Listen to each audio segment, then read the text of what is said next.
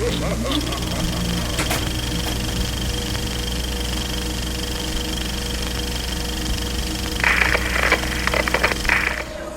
well, parts are in. My bulkheads and all that stuff I ordered for the MST are finally here. So I'm going to go ahead and start the build. I don't have everything yet. I don't have my steering rack and that stuff, but those parts aren't the basis of the entire build. So these are like the first things you bolt to the chassis, so I didn't want to start and have to take it all back apart to put these on. So I'm going to go ahead and start the build with these. Alright, well, we're making some progress here. Had a little bit of drama last night. Spent like an hour looking for missing parts in the damn kit. I'm looking all over for this cross brace that goes in here. It's on the box art and everything. But it was like 1 or 1:30 in the morning, and I didn't think to look at the instructions amendment, and that part's been omitted in tiny little type over here.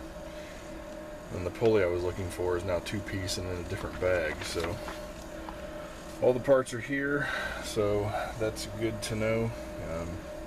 Everything's going together pretty well. No real issues to report other than that little bit of disorganization. There's the drivetrain installed. Got the top decks installed.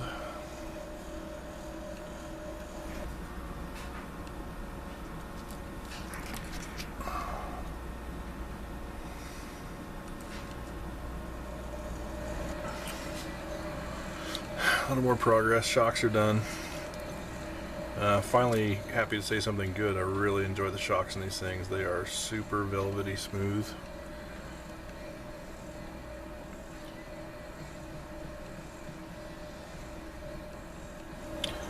Alright, front suspension on. Comes with disc brakes and calipers, which is pretty cool.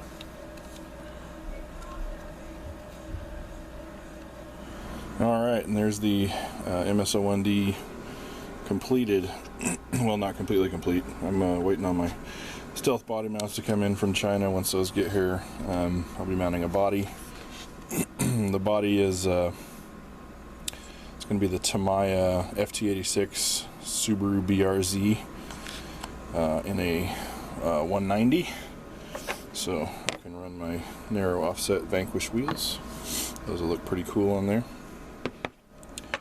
Got about 2 test runs on the MST chassis here.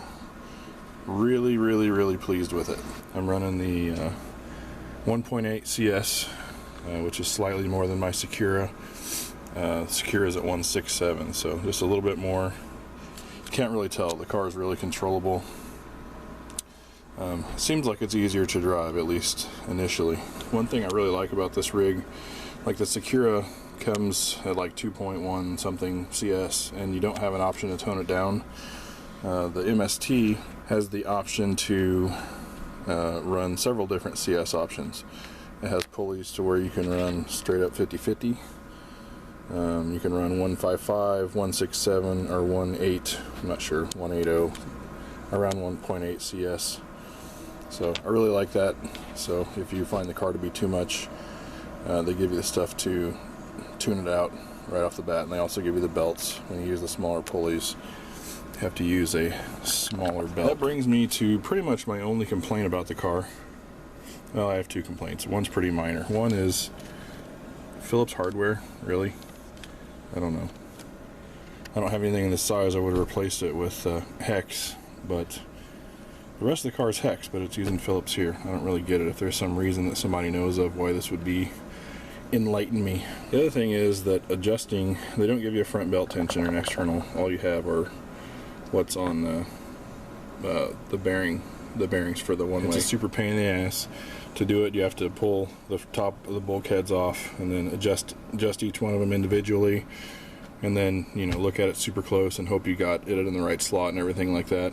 In my opinion, that's one advantage that the Secura definitely has over this car. But overall, the car is just fantastic. I really don't like the cost. The cost of this stuff is extremely high. I feel that the aluminum is probably a little bit better than some of the other kits I've got. It feels like it has more heft to it. It feels like better quality aluminum. And kind of, I guess a little bit of me kind of wanted me to dislike the car and want to sell it, but that's not the case. I really like it. I drive it. It's really stable out of the box. The 1.8 CS seems really really good. It doesn't seem like too much at all. That may be because I have a little bit of experience of driving it now. Other things I like about the car is steering throw. It has a lot. Nothing like a two-wheel drive car, of course, but it has a lot of steering throw. It also has some stops that you can install, but I took those off. At full lock, you get a little bit of wobble from the CVD, but as long as you don't hold it there for very long, it shouldn't hurt anything. The 13.5 speed passion is fantastic in this car. Almost no cog at all. Maybe a little bit of a jitter when I take off. It's not noticeable at all. I wish the rear spool had been aluminum. I will be upgrading that in the near future because that will probably chew up the outdrives on that plastic pretty soon. So anyway, overall I really like this car. Other than the complaints I have with the price on their parts and things like that. Their customer service was good. I contacted them when I thought there was a piece missing. They were responsive. They were going to send me a replacement until I realized it was my mistake. So customer service has been good. Overall, really enjoying this car. So I say if you got the coin, go for it. Definitely not the budget option like the 3 racing car.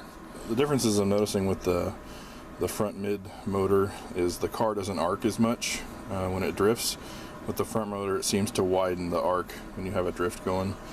So it'll throw your timing off a little bit, probably hitting apexes and things, but I like the feel of this a little better. The car feels lighter, and the car feels it's quieter, doesn't make as much racket.